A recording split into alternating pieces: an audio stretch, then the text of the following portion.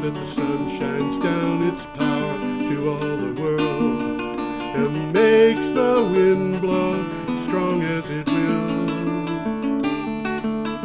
I wonder hope gentle rains can fall upon the land, so lovely earth can stay lovely still.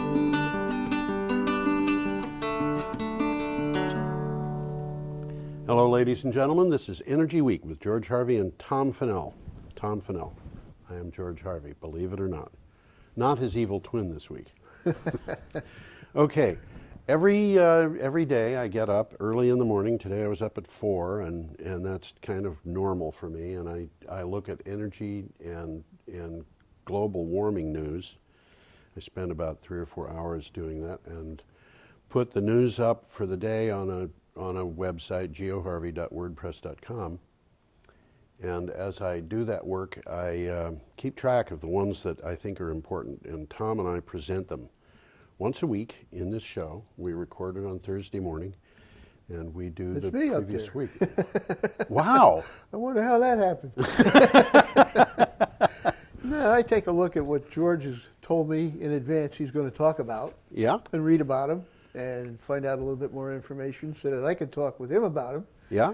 And get up some appropriate pictures to illustrate. And you do very well at that, Tom.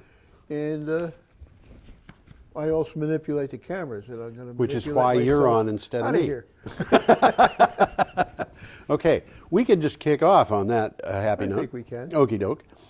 We start on April 9th, and this show will do April 9th to April 15th. And April 9th is Thursday, so that is a week ago today, because today is Thursday morning, and I know that nobody watches this show on Thursday morning, but they do watch it other days, and they might watch it next Thursday morning.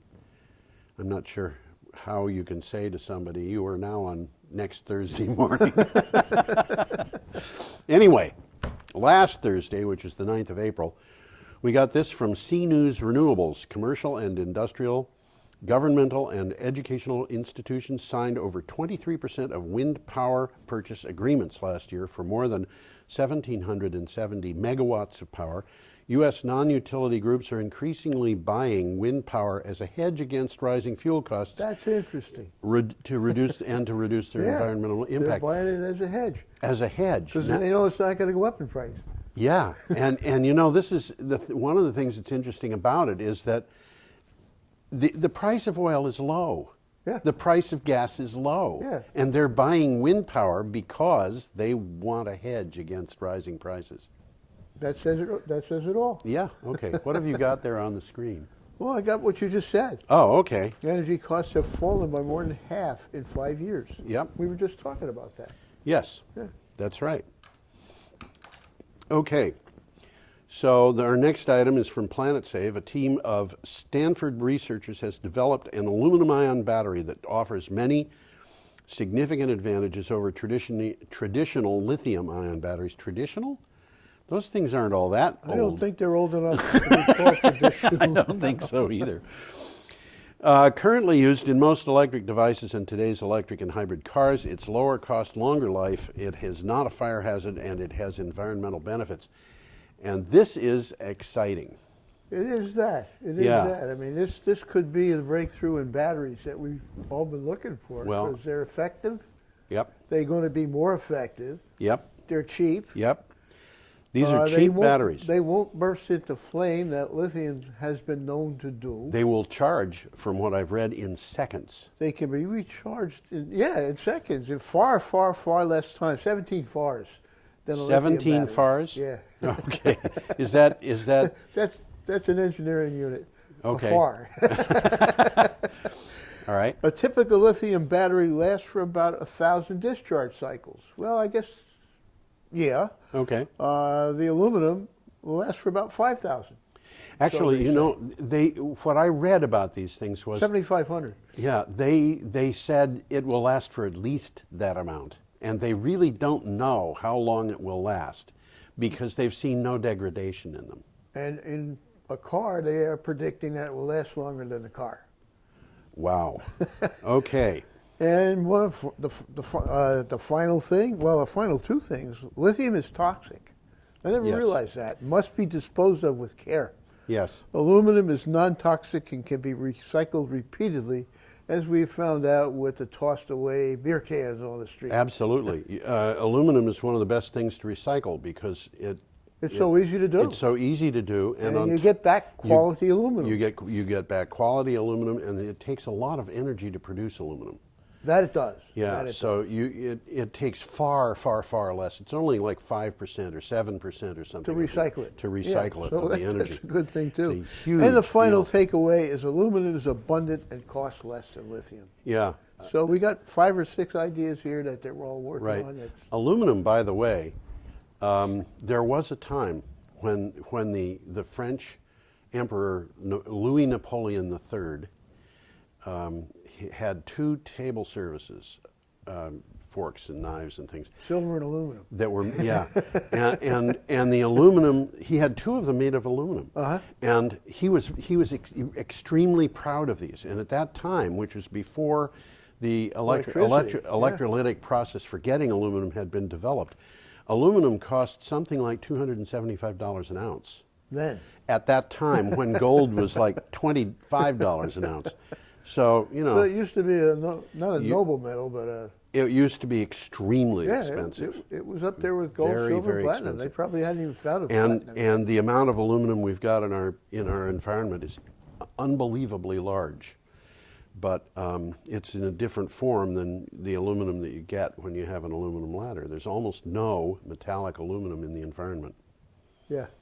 So our next item comes from Business Spectator. Billionaire Michael Bloomberg says he's donating an additional $30 million to a Sierra Club initiative working to reduce the nation's use of coal. Now there is the war on coal. The Sierra Club. And this is Wall Street. This is Mr. Wall Street. That's right. The Sierra Club We're has. going to hear a lot about him in this episode because Yeah. he's up about 5 times. Yes, I know. The Sierra Club has a goal of replacing half the nation's coal plants with renewable energy by 2017. That's 2 years down the road.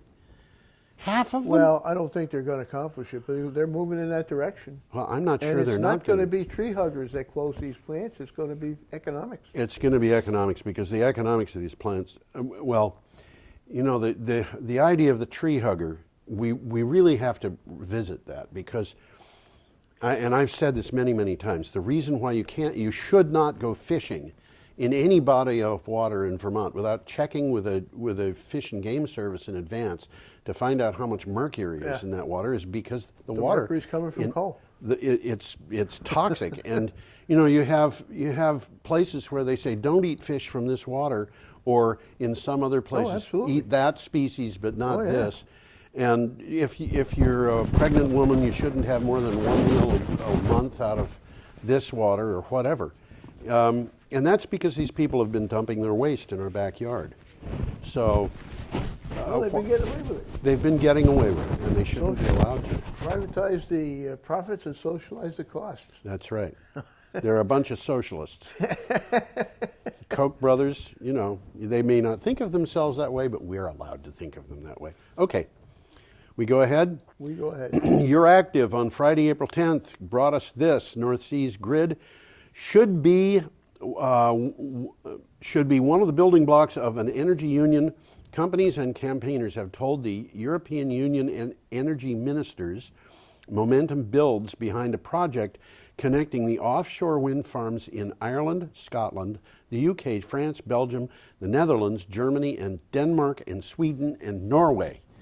That's So a they're lot going to of... be building a grid connecting all of these countries via the North Sea where they all have turbines. Yeah. It's going to be an underwater grid. You know what we've been talking about microgrids. Yeah. And I've been reading This about isn't micro. mini grids and nano grids. This is a super grid. This is a, yeah. This is a super Yeah, grid. absolutely. And you know, I think it's a legitimate thing. We could use super grids in the United States on land. You know, grids that would connect Vermont with wind farms in Wyoming. Well, yeah. So anyway, you heard it here. I think that's going to happen, You- almost by accident. Yes, you heard it here first, folks. Okay, AOL Money UK says an area in southern. This is really kind of. I read this and I just said, "Wow!" And then This is interesting. it's interesting, but I haven't read about this since Friday. An area in southern England could hold more oil than the North Sea. Oil and gas investments, an exploration firm that has been drilling in the region, says it could hold as much as 100 billion barrels of oil. Or, That's twice as much as the North Sea total. wow, 158 million barrels of oil per square mile. The North Sea has produced about 45 billion barrels over the last 40 years. And The interesting thing about this is they knew the oil was there. Matter of fact, they've been drilling in that area for years. right. But they didn't know that this particular rock formation was there. Oh, And the way it was explained was it's sort of like a sandwich. With yes. Two pieces Okay. of bread Yep. and a sponge. Yes, And if you drill through the top piece of bread, you can suck all the oil out of the sponge. right. Now, the sponge is a bunch of limestone Yeah. that's already been fracked by nature. Right, So they don't have to go in there and frack. right. They may have to do some horizontal drilling to get at it all, but they don't have to frack. Well, when we combine this with what's going on in Saudi Arabia, where they're pumping oil as fast as they can, with at least one knowledgeable person saying the reason why they're doing that is because they want to get paid for that oil But that oil, while they still while can. they still can. Well, it's still worth I something. wonder whether this North Sea's grid, I'm sorry, the Southern England, North Sea's grid, the Southern England thing will ultimately have value. It Well, could be that they'll have lots of oil and nobody We really to sell it don't to. know how much they're going to be able to extract from this until they actually start doing it. And we don't know when they're going to start doing it. Well, they've started already. So Well, I mean in large oh, quantity. in large quantities. No, Yeah. we don't know that. And they got a lot of hurdles to jump through. Right. Environmental, I Right. mean, this is a highly populated part of England. Well, it's right next to London. Right next to London. It says it all. Yeah. And if they had had that during the Second World War, it could have altered the conduct of the war. I think it would have. Absolutely. Yeah. Okay. Having said that, we'll go on to an item from CNN. The California Public Utilities Commission has ordered Pacific Gas and Electric Company to pay a record $1.6 billion penalty for unsafe operation of its gas transmission system, including the pipeline rupture that killed 8 people in 2010. Most of the penalty amounts are to be forced spending on improving pipeline safety.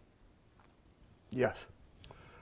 Well, the story, as you just mentioned, is that a section of their pipeline exploded in San Bruno, California. And online, there is a slideshow of the devastation that Right. this created. And Right. the entire downtown of this town, the city, was destroyed. I mean, they were very lucky that only 8 people died. Yes. Because it was a conflagration. I mean, the picture up there shows some of the burnt cars. There was about 12 pictures showing burnt cars, burnt buildings, and Yep. rubble. And this was quite a thing. Well, it's one of the things that happens when you're dealing with pressurized natural gas. You get a little leak and you can have a lot of gas build up in one place very quickly. And it only takes a That's spark. essentially what happened. Yeah. I remember hearing from a friend of mine that he was driving home. His father was driving home. They had gone out to a movie on a Saturday night, and they were on their way home. This was probably around 1950. And all of a sudden, as they drove along on one of the major roads in New Jersey, cinder blocks started falling out of the sky. That's a scary. That doesn't happen very frequently. Fortunately. But he said what happened was a plant nearby had a gas buildup and exploded. And they thought that the reason it exploded was because somebody called the plant and the telephone sparked. Because, just a tiny spark inside it, because it happened at a moment when somebody was calling the plant. And there was only one person in the plant who was the security guard. who had sat down to take a brief break and had fallen asleep. And he was in the locker room, and he was waked up by the explosion, which didn't damage him but leveled the building. I mean, I guess he was fortunate that he was sleeping Yeah. in the locker room. Yeah, he might have been fired, though, and not considered himself all that fortunate. But he's alive. He's alive. Yeah, that's true. Yeah, those old telephones, They were... the bell generated a spark. Yeah, It did. yeah. It was old-fashioned technology. So, but one of the things is if you smell gas, it's usually a good idea to find out what's going on and not just Or get the ignore hell out of there. Or get out of there, yeah. Okay. Our next item comes from CNews Renewables. The U.S. is seen to deploy a record 18 gigawatts of new renewable energy capacity this year, while also retiring 23 gigawatts of coal-fired power plants, some of which, of course, have been targeted by Michael Bloomberg. This article came from his website, too. It sure did. According to the research firm Bloomberg New Energy Finance, the U.S. will add an estimated 9.1 gigawatts of solar parks and 8.9 gigawatts of fresh wind capacity in 2015. I find it interesting that we're starting to add, we are adding solar faster than wind in terms of nameplate capacity. Oh, yes, absolutely. Interesting picture up here. It's a Yep. solar park. I think it's in California. Looks like it. There's windmills and solar. Right. And why not? Why not? Yeah. They really don't interfere with each other. They don't interfere, and you need to have the electrical network going out there to gather up that electricity. So you've got a place that is close. When you put in whichever came second, you've got a place that's close to it. It's also interesting, if you look at it closely, you can't really see it in this picture, but there's several generations of turbines there. Oh, really? Turbine by different heights. Aha. There's Okay. little ones, medium-sized ones, and big ones. Yeah. We had a story a couple of weeks ago about Google buying wind power from, I forgot the name of that wind farm in California that's famous for killing birds. No. That's solar. Yeah. It's a wind farm that's in a mountain pass, and it has old latticework wind turbines that were bird killers. Yeah. And what they're doing is they're tearing down those them, and yeah. replacing them with the more efficient I think newer we ones. talked about that already. Yeah, I believe we did. Okay. So our next one comes from Renew Economy. Analysts at Bloomberg, we hear this name, we keep There hearing. it is again. Maybe he's going to run for president, and that's what this is all He about. has already, hasn't he? I think he has, yeah. Yeah. New Energy Finance, he's a Republican.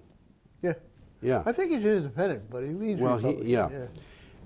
Analysts at Bloomberg New Energy Finance have forecast that 2015 will be a watershed year for U.S. decarbonization efforts, predicting that the country will reach a 2-decade low in power sector emissions nationally this year. They say the U.S. efforts to transform the nation's power sector will be bearing fruit. And what have you got there? That looks like people. A couple of people installing solar panels. Yeah. It's just a kind of a, what would you call it, a stock photo. Stock photo. But Okay. it's, this is what's happening. That's what's happening, and the amount of that's going The on. U.S. will pump out the lowest amount of CO2 since 1994. Right. So we are moving in the right direction. And we're going to be doing more reduction of CO2 emissions year by year, I think, from this point on. Of course, one of the, I call it negative effects of this, is the growth of the fracking-backed natural gas sector will fill most of the coal hole. Well, we'll see about that. Well, yeah. It doesn't look like it's going to live up to its promise. No, although it does have some interesting political backing. I read yesterday that Hillary Clinton thinks fracking is just dandy. Well, that doesn't surprise me any, but I hadn't heard of it. Yeah. All right, Saturday, April 11th, UK Progressive magazine said a study in Nature Climate Change. This didn't come from Bloomberg. No, it didn't. Shows that electric vehicle batteries have been getting cheaper at a much faster rate than expected. From 2007 to 2011, average battery costs for battery-powered electric vehicles fell by about 14% per year. Now that's fast. It's going rapidly. Yeah, the cost of batteries is about what the International Energy Agency predicted for 2020. A couple of interesting graphs I put up on the screen. And one Yeah. on the top is the price of batteries, basically. Yeah, there you go. Various different kinds of batteries, but they are plummeting. Yeah, they're all going down. And the one below that is interesting because it's kind of interactive, but it shows what happens if batteries go down, if oil goes up, if this. Yep. You will move around that grid there. Mm-hmm. And they show a gray box in there, which was where we were then. Mm-hmm. If we were to look at it now, that gray box would be down around here somewhere. Oh, wow. Okay, we're still not at the point where it's cheaper to go to renewables. But we're getting very close. On that corner. We'd have been there already by far if it wasn't for the drop in oil prices.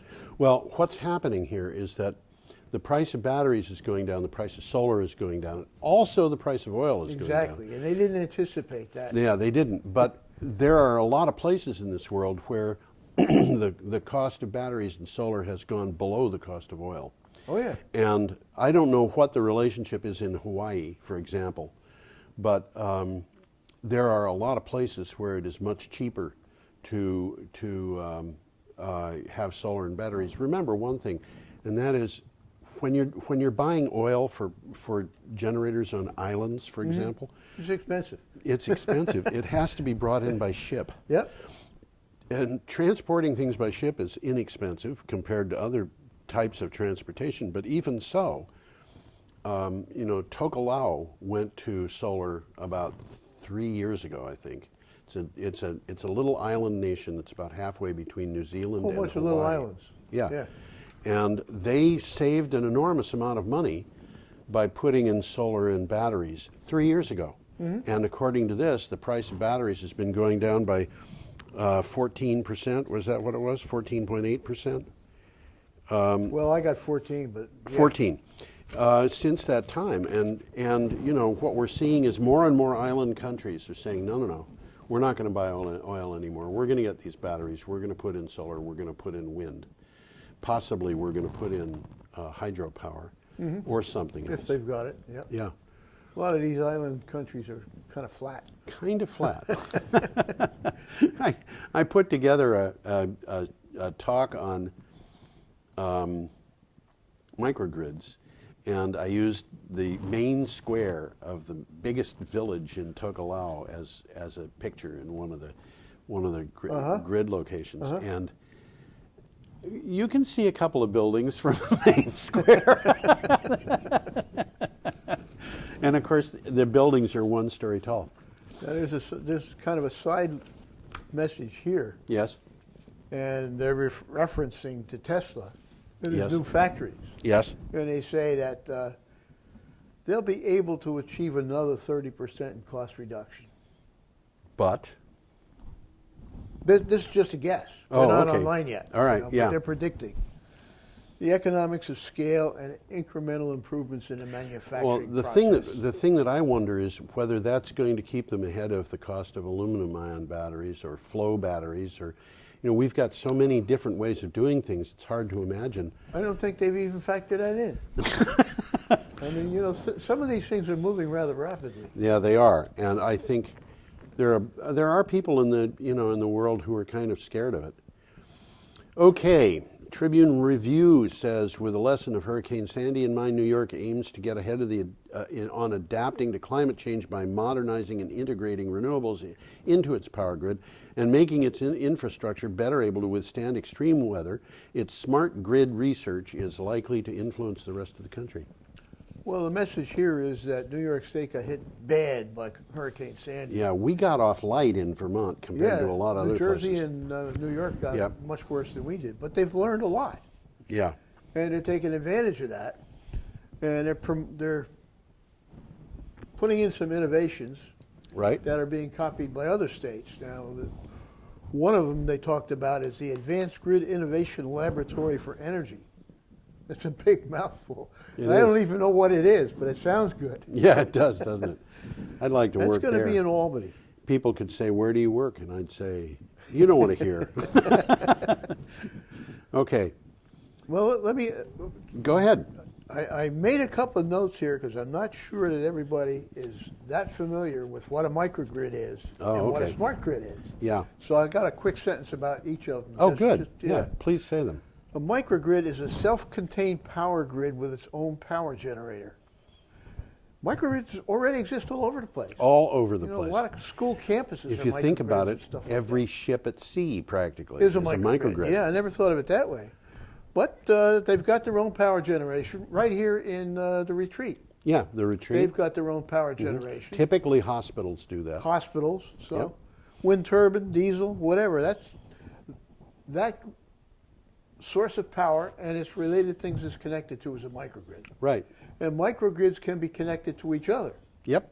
okay? And to become bigger microgrids, eventually connecting to the megagrid. Yes. Now, a smart grid is a separate thing, and it has to do with the way the grid has been interconnected. And basically, it provides for two-way communication between the utility and the customers, which allow the utility and the power plants to enable the power to be used more efficiently. Right. So they can, in a smart grid, turn your electric dryer off in the middle of the afternoon, but only with your permission Right. in advance. Right. And they're going to get your permission by saying, you know, if you do this, we're going to lower the rate of electricity. Well, it's not it's the deal with the dryer or the refrigerator or whatever is you say in advance when the price of power hits this amount, Exactly. I want this Yeah, not to be exactly. running because I don't want to pay that much. Exactly. So you can set your dryer and say, I don't want to pay for electric power unless it's 5 cents a kilowatt hour or lower. And maybe that means it'll only come on at 2 o'clock in the morning. So what? But so exactly. That's exactly the point. That's Yeah. exactly the point. I'm glad you clarified. And the power companies are not doing anything intrusive because they have no idea what you're powering with these things. And they don't care. And they don't care. There you go. Okay. Our next item on Sunday, April 12th, comes from Clean Technica. Despite the public perception of offshore wind energy being highly expensive, electricity generated by this technology is already cheaper in Europe than that generated by gas-fired power plants or proposed nuclear projects such as the Hinkley C project, according to new analysis of publicly available data. Well, that Hinkley C, there's more to that one that Oh, we've man, I'll talked tell you. about it. And there's the more- price is ridiculously high. So Yeah. somebody important is involved. Well, no, it's. I think that the Hinkley reactor. I think we're going to have another one that bears on the Hinkley reactor today. It might, if not, it'll be next week. But there are problems that are developing already that relate to the design of the reactor. And when you're dealing with things that are that big and that expensive, everything has got to be perfect. Absolutely. So And here, they've been having problems with the finance right from the day. from day one. The French are getting involved. Yeah. Well, no, they had to get the Chinese involved because Yeah, the they Chinese couldn't get are the involved, money right? in Europe. So anyway, this is offshore wind, which we think of as being a very expensive source of power, is cheaper than gas-fired power plants. And that's important, partly because the gas for the gas-fired power plants is coming from Russia. Okay. And so they don't even like buying gas for gas-powered power plants because the Russians have taken the And the Russians may Crimea. not sell it to them anymore. Well, you know, this It's is got to go through to Ukraine, and Ukraine is siphoning off their little part, you know. it's really it's bizarre what's going on in yeah. this world.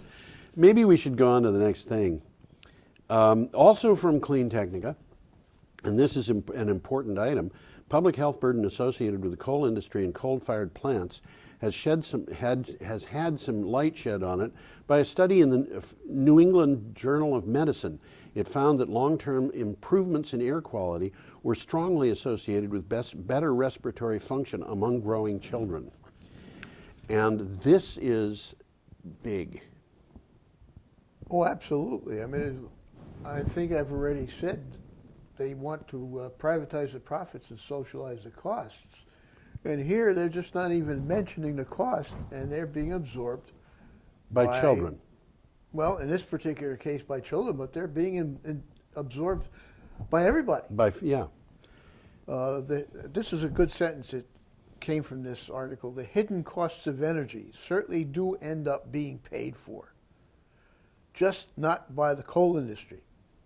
The costs are paid for by the citizens affected with diseases caused by the coal pollution. The government has to foot the bill for some citizens and the wider environment. Yeah. And So somebody's paying for it. And when a person dies of asthma, and I don't know how many people die of asthma every year, but they do, you can point at the coal industry and say they are at least partly to blame for that. Yeah. So, why are we permitting this to happen? It's because they're established, they've got money, They're they've got established, lobbyists. right. It's baked into the cage. Right, and then they've got their people down in Washington, D.C., who they, in my opinion, own. Oh, no. Okay. All right, we will go to Monday, April 13th, and this is from Economic Times, the economic viability of some. Now, this thing, I think I messed up what happened because I changed an or to of. And it might be that I shouldn't have done that, but the way I've got it is the economic viability of some 53% of the power plants planned for construction in Europe's largest economy, which of course is Germany, by 2025 has fallen into question, according to German Energy Industry Association, BDEW. It said investors are nervous over low profitability for coal and gas-fired power stations. It might have been that it was 39 power plants, which is 53% of the total that are being planned. And it was unclear to me when I wrote this down. I see what you're saying. But nevertheless, it's a problem because it means that 53 more than half of the plants that they've got planned are not getting economic backing because the investors are saying, I'm not sure I want to get involved in this. Yeah, that's exactly what's happening. This again, we've talked a lot about the economic viability of fossil fuels and how the non-viability will be causing renewable power to be coming online. This is an example. Exactly what we're talking about. Okay? So, should we go on, or do you have something to say? I'm trying to read to see is there anything else I wanted to say. Usually I highlight it. I haven't highlighted anything else. So let's move on to the next one. EcoBusiness.com is the next one. It says the world's largest network of municipalities adopted an action plan aimed at taking prompt measures against climate change. The Seoul Action Plan was released by a Congress held in Seoul to gather more global support for the International Council for Local Environmental Initiatives World Congress. Sail, you call it, huh? I've always called it Seoul, but I don't know. That's it in any way in the picture. That's Seoul. Seoul. Seoul. I've always called it Seoul. As I think a lot of people do. I always thought, Sail. Sail. It's more. It looks better that way, I think. It looks better, but it might be wrong. You never can tell about these things. Peking is pronounced Beijing. Go figure. Ghoti is pronounced fish. Yeah, I've heard that.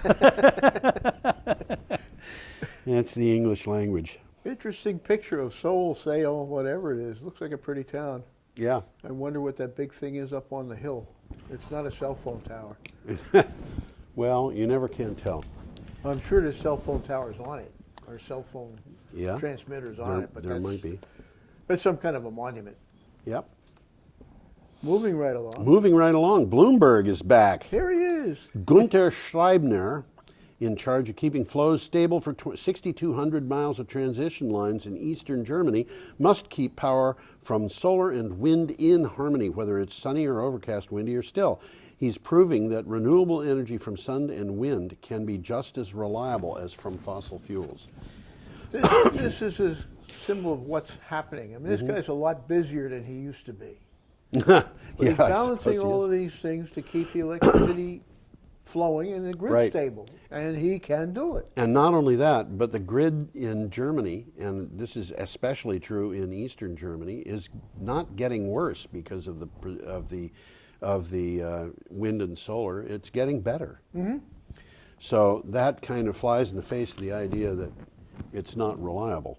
An interesting takeaway from this is how dependent his job is on the weather. Yes. He's It keeping sure in is. constant touch with the weather department Right. and seeing, where it's going to be sunny, where it's going to be windy, and what he has to do to accommodate that. Yep. Well, it all makes sense. It does indeed. Okie doke. Clean Technica, Tuesday, April 14th, says wind is now the cheapest way to bring new electricity generation to the grid in many countries, including the United States. Solar PV costs are rapidly dropping, and solar is expected to join wind within the next few years. Low-cost utility-scale solar already beats out all other sources of electricity in some bidding processes. Well, that graph up there shows the average price of power by the various sources. Right? And wind is the cheapest right now. Yeah. And I can't read. Peaking power is the most expensive. Cogen is next. Hydro is next. Gas is next. Coal, and then wind. So Nuclear is not in there? nuclear's not in there. Huh. Well, and is solar in that list? Solar's not in there either. It came from Alberta, so maybe they don't have any nuclear. That's probably why. And they wouldn't have a lot of solar in Alberta. Probably not. Okay. That would explain it. Yep. Wind and solar subsidies are very simple and clear. Yeah. Absolutely. You know what they are. You know. Yep. Fossil fuels, however, get many subsidies that are now baked into the tax code or hidden in other ways. Yes. Furthermore, the biggest fossil fuel subsidies are the externalities that we pay through health problems and early death that we just talked about. We did indeed. These extra societal costs are huge, and in a perfect free market would be internalized by the fossil fuel companies. To the but they tune are of not. to the tune of about $1.5 trillion per year worldwide, according to the WHO. That's a large number. That's a lot of money. And they've been getting away with it, and they sit there and say, "We got to stop these subsidies for wind." And That's right. That's what they're doing. Well, Well, they're baked into the tax code, is what it says here, and That's they right. are. They are. They've been doing it for 100 years. yep. And speaking of which, our next item comes from CNN, and it says in 2014, the World Health Organization, the WHO, which I just mentioned, measured air quality levels in 1,600 cities around the world, and the Indian capital city of New Delhi was found to have the highest concentration of particulate matter smaller than 2.5 micrometers. We've been seeing Beijing. This is worse. This is There's worse. a picture up there of a street scene in Delhi. Yeah, oh man. It was That 10 was a times. slideshow. There was a whole bunch of those things. And Yeah. they're all. They're saying that it's 10 times as bad as New York City and 3 times as bad as Beijing. That's exactly is- what it says. this is here. really bad. 10 times as bad as New York, 3 times Beijing's. Yeah. Interesting sideline. I put this on myself. I got it. What is the most polluted American cities? Okay. And they gave me a list of the top 10, and they were almost all in California. Well, and California is pushing hard to have renewables put in, and that's part of the reason why. Well, I'll give you the list quickly. Yeah. Number 1. You're supposed to do it backwards, aren't you? No, do it from the start. Number 1 is Bakersfield. Number 2 is Merced, California. Number 3 is Fresno. Number 4 is Los Angeles. Number 5 is Hanford, California. Number 6, Modesto, California. Still Number all 7, California. Visalia, California. Still California. Number 8, we jump east, Pittsburgh, Pittsburgh which used to be a lot worse than it is. used to be a lot worse than it is. Number 9, back to California, El Centro. And number 10, Cincinnati. I wouldn't have thought of Cincinnati in that list, but Well, there's a lot of coal-burning plants around still. definitely, yeah, that's And- got to be what's doing it. Pittsburgh, when I was a little kid, Pittsburgh was a mess. Oh, yeah. The air Oh, in absolutely. Pittsburgh was terrible. Oh, absolutely. Okay. Our next item is from C News Renewables, and it says wind power output in Estonia on Sunday reached 3,797 megawatt hours, according to recently released data from the EU's Statistics Office. Estonia is one of 3 member states that have surpassed their renewable energy target for 2020. The country reached a 25.6% renewable share in 2013. The goal for 2020 was 25%. It is remarkable, I think. We don't hear much about Estonia. No, but it's remarkable how easily some countries are able to just move to renewable power. But one thing Without about any them, hullabaloo at all. yeah, one thing about these countries is many of them are small countries. Some of them do not have their own generating facilities to begin with.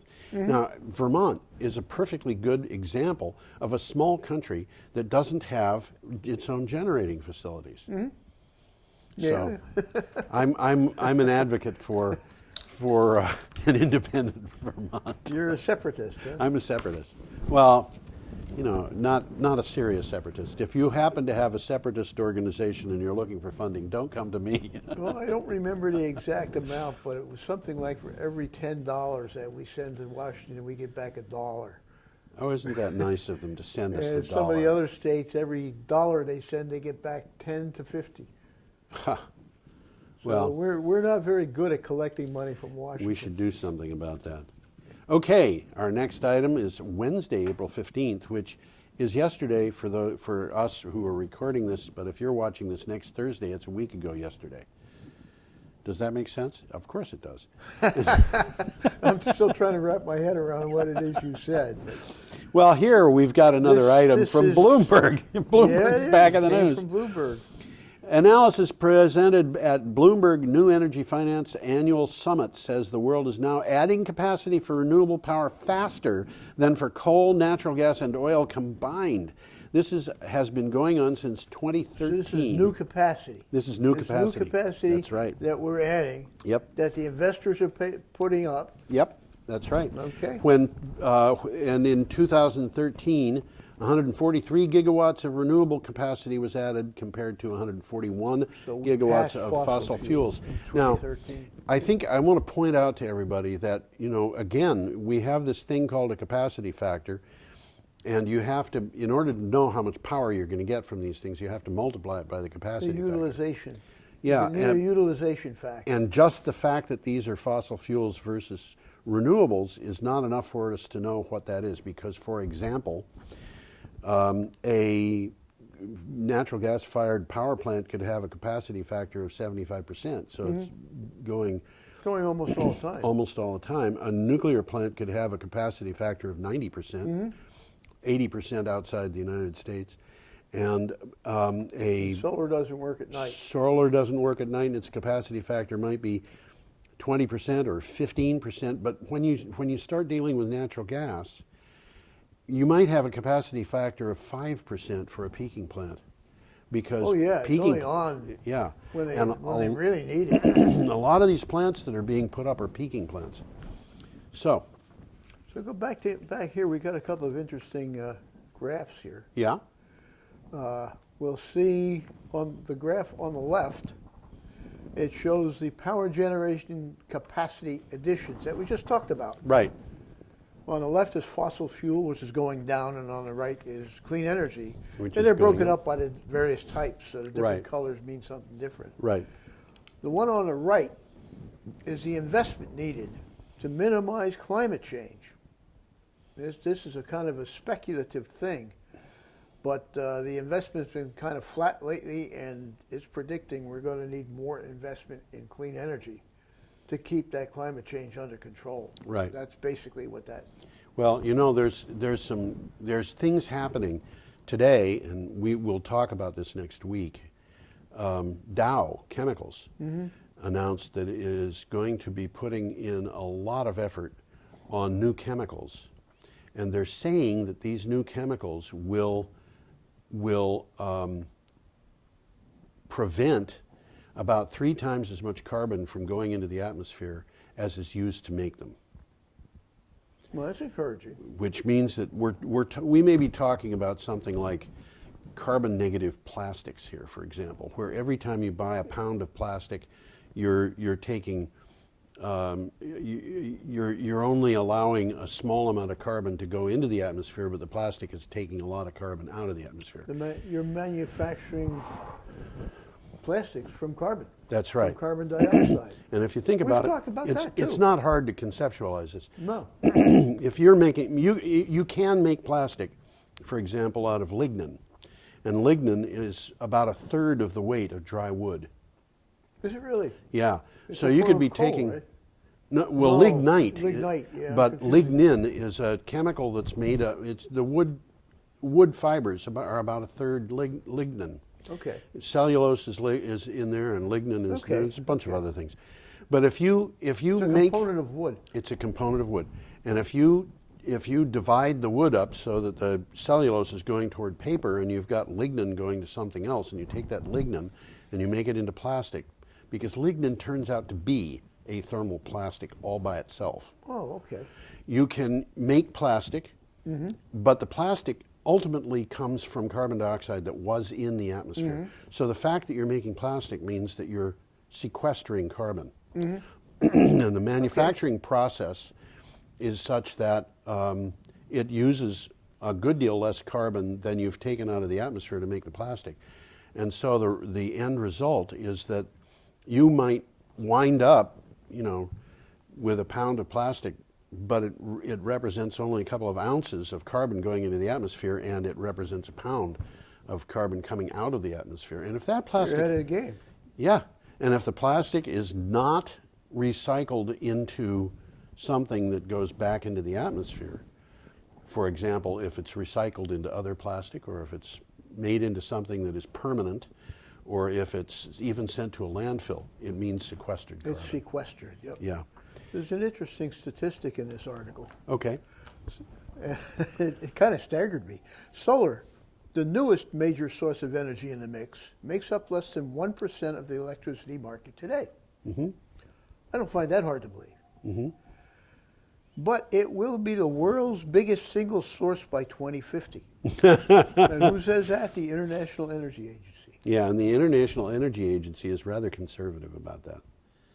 Well, it's a very interesting You know, statistic. 4 or 5 years ago, I was working on statistics that were involved in energy production, and I was struck by the fact that solar power had grown by 55% per year for about 7 years in a row. And it's still 1%. And well, it had started out being just it was infinitesimal. It was pocket calculators and things like that. Mm-hmm. But it had grown by 55% per year, and I did a quick calculation on that, and what I came to was that if the growth was to continue at that rate, we would have more solar power being produced and put on the grid than we can use for all types of power, even if, and basically we could get over 100% of our power from solar by about 2023.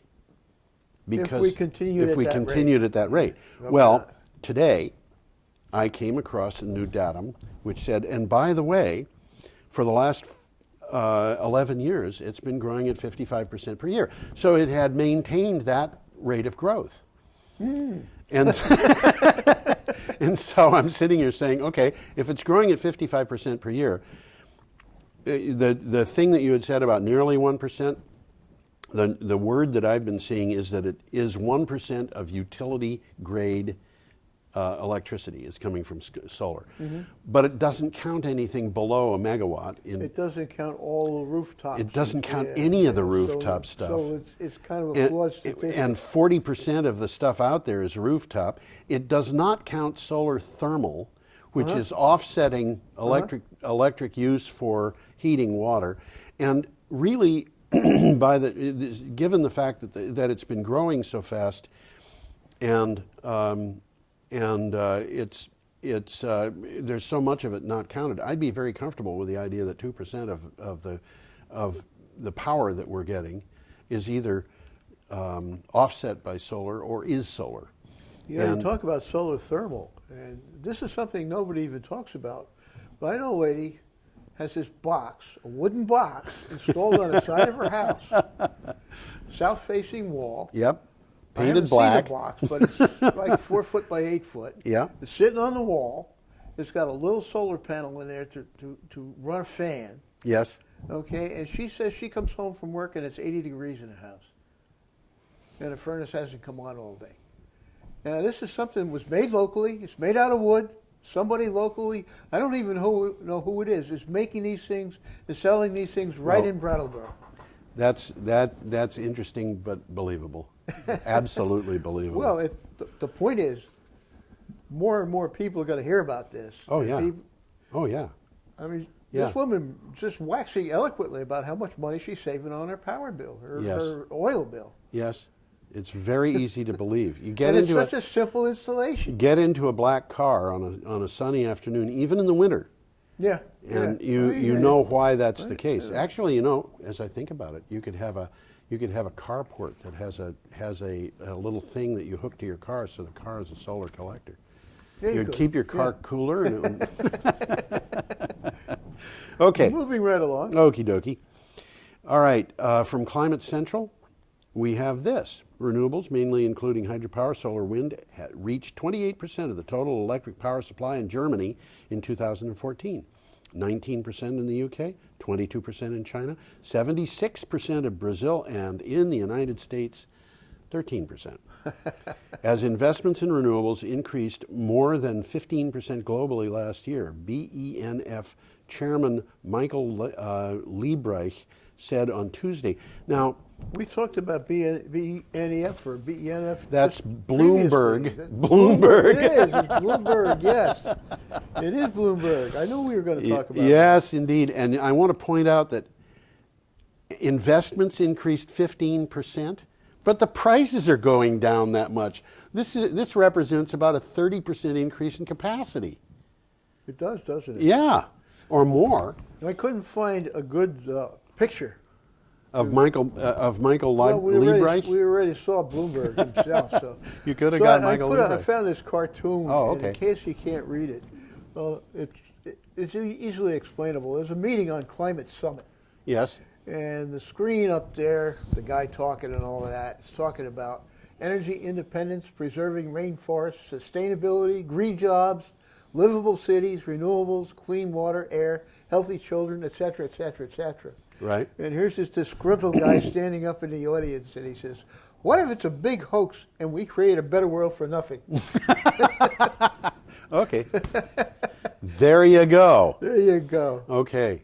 Thank you very much, Michael Liebreich and Michael Bloomberg. Yeah, this guy Liebreich, I got a quote from him. It was a good quote. Oh, okay. "I haven't heard the word alternative energy in the last few years," Liebreich said. "This is not alternative when the world average for renewables getting to 11 to 13%. It's not an alternative anymore, and it's cheap." Yeah, and it's cheap, and that's a very important This is Bloomberg. point. This is Wall Street talking. Yeah, it is indeed. Okay, from The Engineer, we got this. The U.S. witnessed an 82% surge in wind energy project financing following the release of guidance last year that clarified the qualifying criteria for wind energy production tax credit, according to a new report. The wind energy project finance shot up to $7.1 billion, an 82% increase on the $3.9 billion in the first half of the year. So again, we're talking about Wall Street. We're talking about Wall Street, but in this particular case, what happened was the Congress said, we will allow wind projects to be given their tax credits For another year. For another year. Yep. And the IRS said, okay, but we're going to make that 2 years. 2 years, yep. And everybody jumped on it. Everybody jumped on. That's right. what it's supposed to do. Yeah, and I don't know why the IRS is allowed to do that, but there's some way that it's allowed to do it. They make up their own rules. Do they? Wow. Who'd have thought? Okay, and our last item for today comes from the Union of Concerned Scientists. Legislation strengthening Illinois' renewable electricity and energy efficiency standards would drive billions in new energy investments and save consumers $12 billion by 2030, reducing a typical household electric bill by 23% or $22 a month in 2030, according to new analysis. So this article is about about Illinois exclusively. It's about Illinois, but But it's just kind of indicative. it's indicative.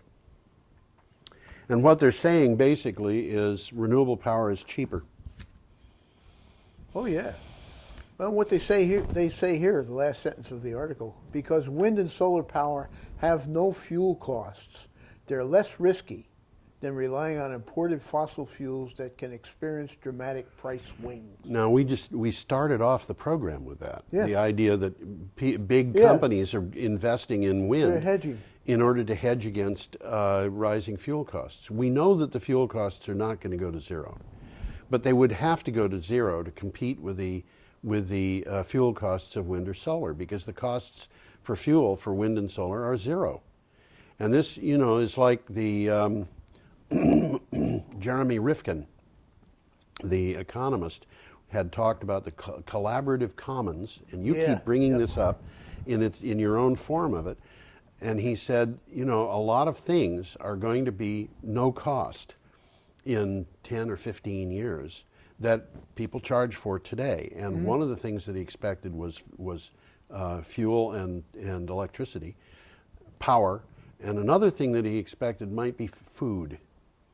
And That's interesting. Yeah. That's a very interesting concept. Yeah, but people say, how could that be?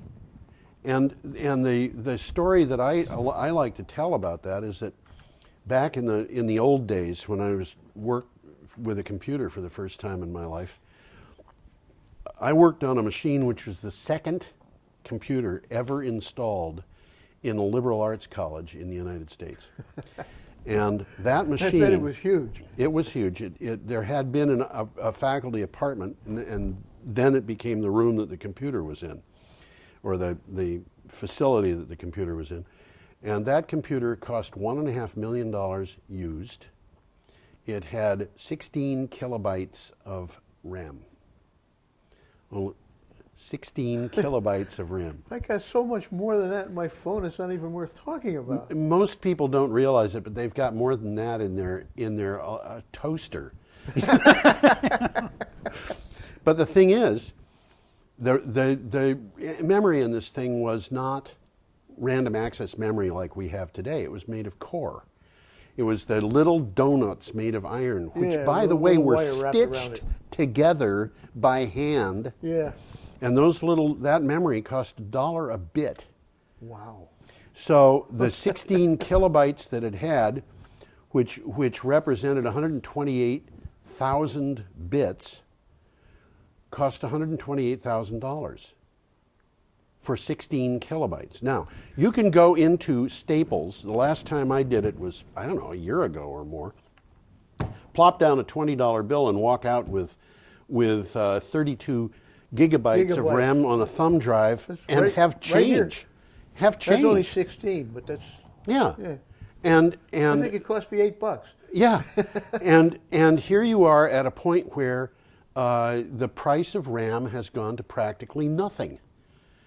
That 32 gigabyte thumb drive has got 125 billion bits, which would have been $125 billion. Now, you go to WordPress, and they say you can have a free blog. We'll give you 3 gigabytes of memory for your free blog. You get an awful lot on a blog. And they don't charge for your second blog or your third blog. It's all unlimited. So here we are in a world where something that would have cost $30 billion or $50 billion or something is now free. And that is what the collaborative commons is going toward. Talking about. That's right. That's exactly what he's talking about. That's right. And some of these things are going to be so abundant, if you will, that it won't make sense to charge. Well, it's going to be very interesting to see how things develop, because the things that people are afraid of might not turn out to be all that scary looking back at them. And one of them is running out of oil. Oh yeah, that's true. Yeah. That's very true. Time to go. I think it is. I think it's about that So time. we will say goodbye, ladies and gentlemen. I hope you enjoyed this, and we will try to be back next Thursday to confuse you the following Thursday by talking about yesterday being the week ago yesterday. Say that again. I bet you can't. Not a chance. Goodbye. I'm George Harvey, and this is Tom Finnell, I am Tom. the famous man about town. We spin and we toil, we work all day, sowing and reaping, we store goods away, so we can be dressed well on the day that we die. We dig and drill and waste what we find, break up the earth, leaving little behind.